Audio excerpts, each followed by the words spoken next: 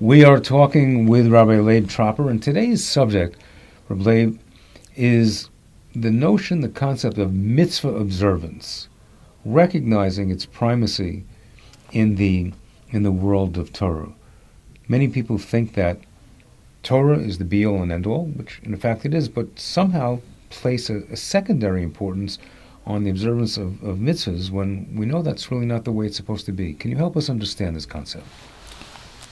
I could try, actually.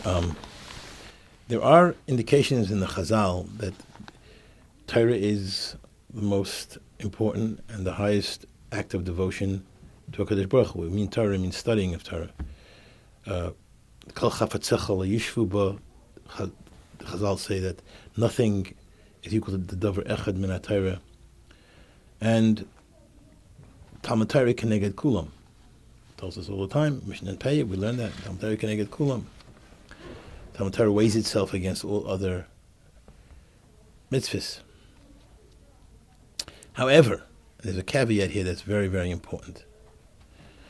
The Orchos Tzadikim in Shar HaTorah, where he talks about Limud HaTorah, adds something which I've never seen before. I'm not sure anybody else has seen that before. I mean, I'm not that I only want to saw it. Some Talmid Chacham I'm sure saw it, but it's not something that people learn it with focus on those words.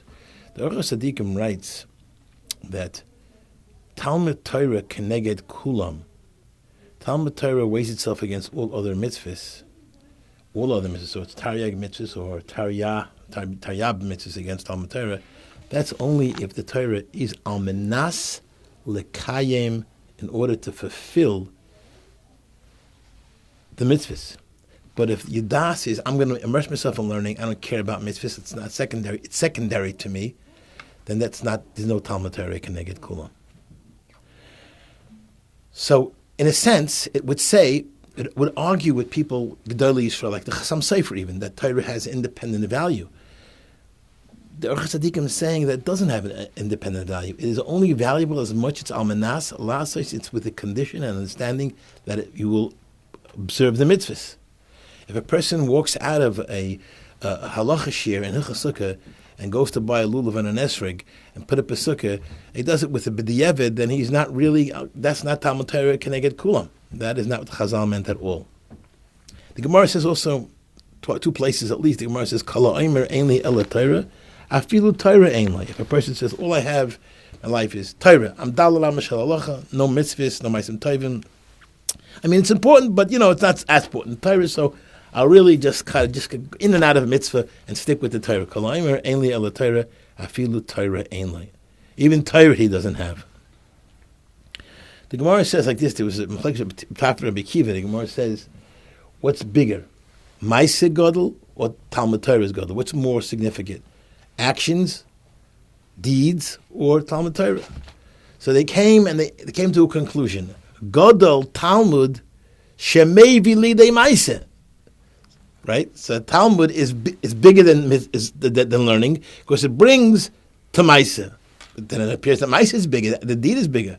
What is the Talmud kind of it looks like one of his paradoxical remarks. You're saying Talmud is so great, Limud Torah is so important, so significant, that because it brings to mitzvahs, and that's why it's superior to Kiyum mitzvahs. I once saw Rabbi Yosef Engel, Zecher Tzadik Livracha, in Oitzis Yosef, remember correctly, he says following, he says, the Chazal mean is that there is no comparison to a mitzvah performed. If one learns Hilchos Tzitzis, and then is Mekayim Tzitzis, the mitzvah of Tzitzis that is Mekayim has added dimension to it. It was with the Havana, with the appreciation and understanding of what I'm doing, how to do it. It makes it more robust, the mitzvah, when you know the halachas of the mitzvah. So it makes the deed a whole different deed. It kind of decorates this deed into something really, wow, this is beautiful. Whereas someone who doesn't learn the halachas of the mitzvah and just does, comes to shul, davens from esrei, and has no meaning to it, so that, I don't know if that you'd say that's not mitzvah that you would say is called robust. And then, right, that's not for certain. We have developed, I think, in the Olam HaTorah and the Olam HaYeshiva, what I mean is these ossified opinions, really, really ossified opinions, that we need to cultivate some counter-mutability that surmounts that ossification of our opinion. We're stuck with this because we hear it so often. Talmud Torah, learn everything. You go to a Levaya, you go to a Chassid, you go to a Bar Mitzvah, you go to anything you hear. All you hear is Talmud Torah. I have never heard in my life anybody ever say, Rabbi say, I'm talking here about the mitzvah of Achnasas Orchim, the mitzvah of mezuzah. How beautiful! I never heard a shmuz in a yeshiva, except for my Rosh Yeshiva, Zecher Tzadik Levracha, Rav Scheinberg, of the emphasis on kiyum mitzvahs. After all, Chazal tell us on the pasuk in Kehelis, Chazal tell us, Elef nechnosim lebeis hamedrash, ve'echad yotzei le'era. Only one goes out to become like a master Torah scholar from all these 1,000. Elef nechnosim lebeis hamedrash, ve'echad yotzei le'era. Only one comes out. So what should we leave the other elef and say? Well, you'll have a secondary role in Judaism, and you're going to be like the shining the shoes, which means like the shoes are important, but you're just shining the shoes. Or it's more than that. It is more than that. The kiyum mitzvahs of a person who's dedicated and has his heart and neshama in proud of his chesed, proud of the kindness that he's involved with, proud of the nicham avelim that he goes and goes to visit someone who is, God forbid, an avil or vakar chaylim, bikar chaylim.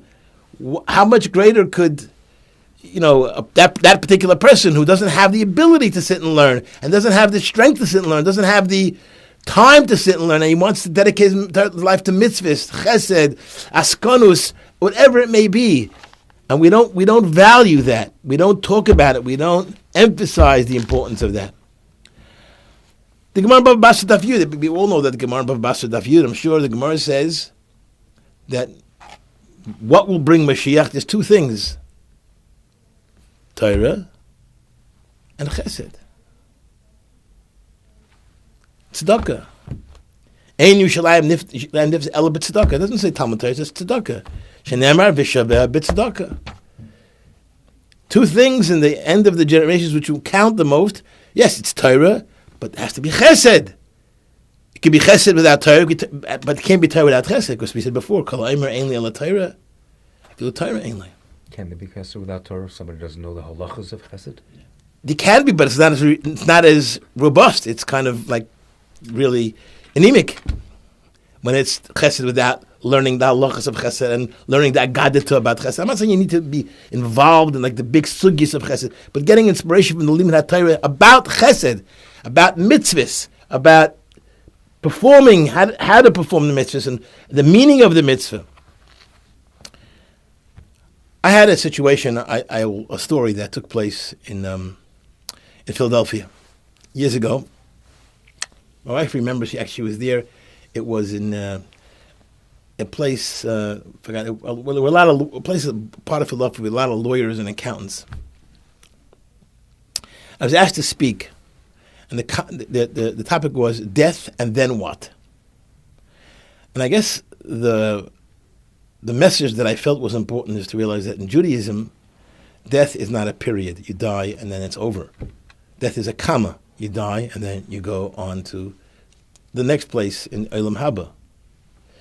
So I was talking about, the people that are worthy to have Olam Haba.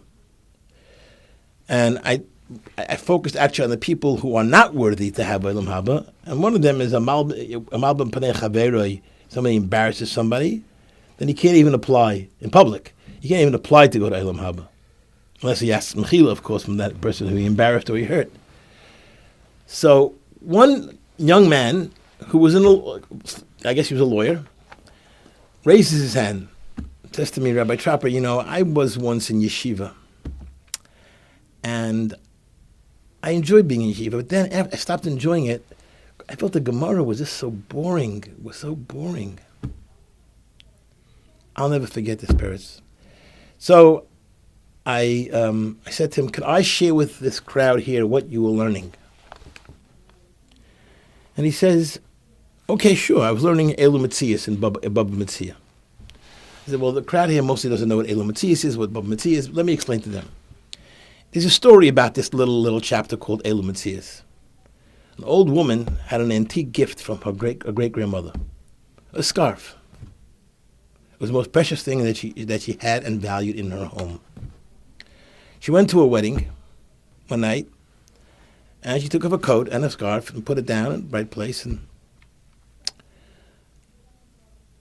okay, the wedding is elaborate, it's wonderful, it's beautiful. She goes home, she puts on a coat, then she puts on a scarf. She thought she put on a scarf, and she goes home, and when she takes off her jacket, she realizes it's a coat. She realizes there's no scarf. This precious scarf from her great-grandmother that gave her, and it was so special because she lived through certain things in her life, and it meant she can't find it. What do I do? She was miserable. So she asked somebody to help her, and this young man decided to help her try to find the scarf. He went to the hotel, he couldn't find the scarf. The hall, where the wedding was, and he couldn't find the scarf.